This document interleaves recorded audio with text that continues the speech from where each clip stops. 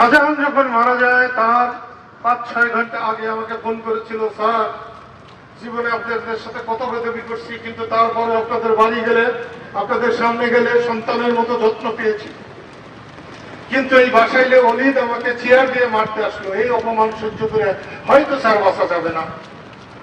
তার 5-6 ঘন্টা পরেই আমি খবর পেয়েছিলাম শাহজাহান নাই। আমি কিন্তু উপজেলা মাঠে আমি দাঁড়িয়ে বলেছিলাম যে যত কিছু হয়ে থাকুক আমি শাহজাহানকে অন্তর থেকে সব মাফ করে দিলাম। কিন্তু কচুয়ার দক্ষিণেও যে কোনো দেশ আছে, জায়গা আছে, পৃথিবী আছে, এ সম্পর্কে আমার কোনো জানা ছিল না। আমজাদের জানাজায় শরীক মুসলিমের বিরুদ্ধে আমি এই স্কুল মাঠে এসেছিলাম 1970 সালে, জীবনে প্রথম। 7 ডিসেম্বর যখন নির্বাচন হয়, নির্বাচনের পরে নির্বাচিত সংসদ সদস্য শামসুদ্দিন বালু মুক্তার, হুমায়ুন খালিদ, লতিফ সিদ্দিকী,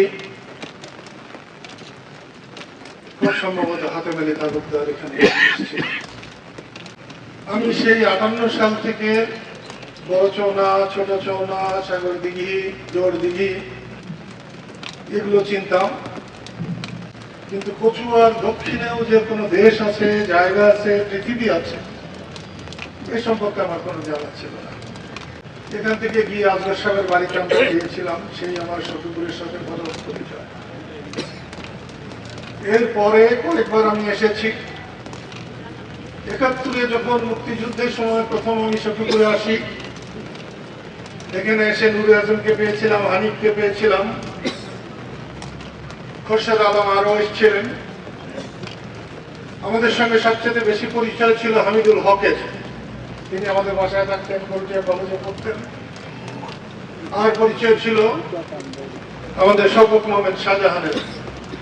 শাহজাহান বড় ভাইয়ের খুবই ঘনিষ্ঠ সহকর্মী ছিল, আমারও একজন সহকর্মী ছিল, সেই হিসাবে আমরা ওতপ্রোতভাবে জড়িত ছিলাম। আমি জানি না, অনেক জানাজায় আমি শরীক হলাম। লুৎফরের জানাজায় শরীক হয়েছি, হামিদ সাহেবের জানাজায় শরীক হয়েছি, খোরশেদ আলম আরুর জানাজায় শরীক হয়েছি, নয়া মুন্সির জানাজায় শরীক হয়েছি।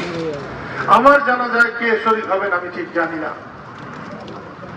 শাহজাহান যখন মারা যায় তার 5-6 ঘন্টা আগে আমাকে ফোন করেছিল, স্যার জীবনে আপনাদের সাথে কত বেদবি করছি, কিন্তু তারপরে আপনাদের বাড়ি গেলে, আপনাদের সামনে গেলে সন্তানের মতো যত্ন পেয়েছি, কিন্তু এই বাসাইলে অলিদ আমাকে চেয়ার দিয়ে মারতে আসলো, এই অপমান সহ্য করে হয়তো স্যার বাঁচা যাবে না।